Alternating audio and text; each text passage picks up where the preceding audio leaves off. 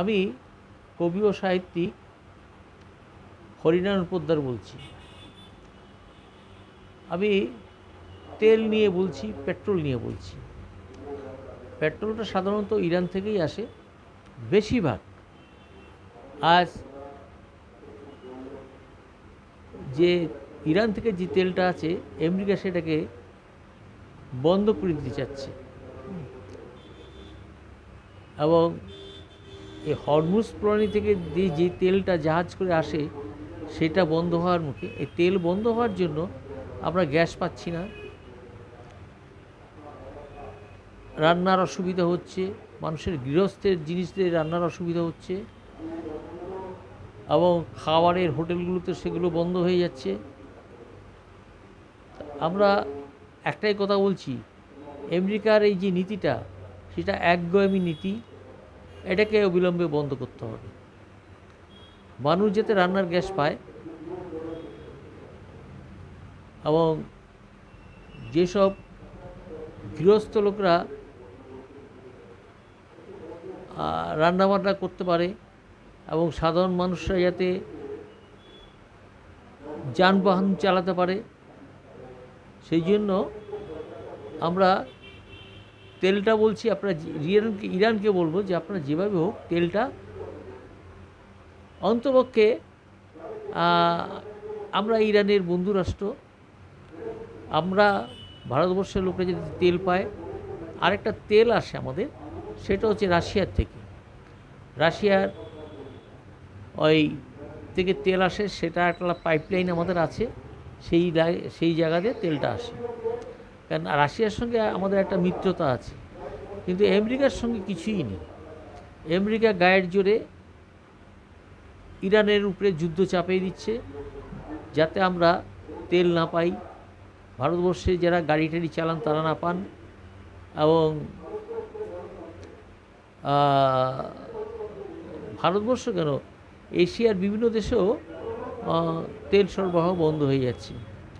আমরা গ্যাস পাচ্ছি না, হ্যাঁ, রান্নাঘরে কোনো কিছু চালাতে পারছি না, এবং যারা সাধারণ মানুষ তারা অটো চালাতে পারছে না, গাড়ি চালাতে পারছে না, বাস চালাতে পারছে না। অতএব আমরা যাতে আমেরিকাকে বলবো যে আপনারা এগুলো বন্ধ করুন, নাহলে মানুষ কিন্তু আপনাদের ক্ষমা করবে না। আপনারা এটা অবিলম্বে বন্ধ করুন। হ্যাঁ, কিন্তু ওই যে কথা আছে না, চোর না শুনে ধর্মের কাহিনী। তো আমেরিকা চায় যে যুদ্ধটা চালিয়ে যেতে। অতএব এইটা হলে কি, আমাদের মতো দেশ, যারা ভারতবর্ষের গরিব দেশগুলো, ভারতবর্ষের মতো গরিব দেশগুলো, তার সঙ্গে বিভিন্ন দেশও আছে। তেলটা বন্ধ হয়ে গেলে আমাদের ভারতবর্ষে গাড়ি, এবং আমরা রান্নাবাড়া করতে পারবো না। মাঝখানে আমাদের রান্নার অসুবিধা হয়ে গেছিলো। হ্যাঁ, অতএব আমরা চাই যে আপনারা ইরানের থেকে হাত তুলে নিন, নাহলে সাধারণ মানুষ কিন্তু আপনাদের ছেড়ে কথা বলবে না। এবং আপনারা জানেন যে ইরানের যে তেলটা আমরা পাই, সেটা দিয়ে আমাদের সব কিছুই চলে, রান্না বাড়ি, গ্যাস, সব কিছুই চলে। অতএব আমি হরিনারায়ণ পোদ্দার, এটা আমি ছোটো করেই বলছি যে আপনারা যুদ্ধ থামান।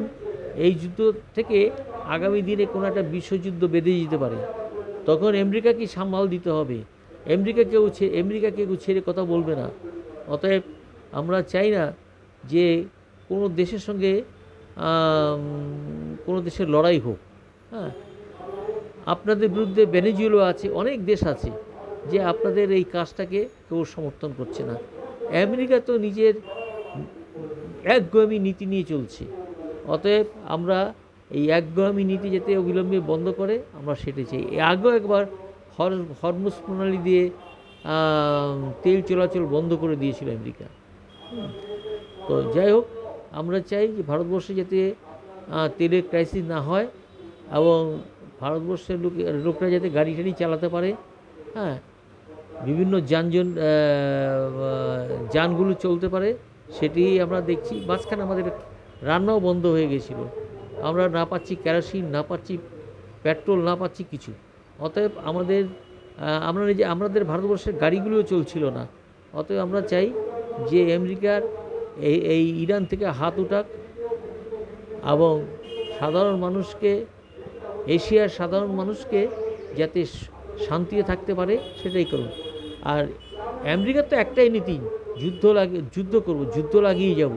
হ্যাঁ হ্যাঁ, ওদের টাকা আছে, ওরা খরচা করে, এবং একটা দেশের সঙ্গে যুদ্ধ করতে পারলে ওরাই লাভবান।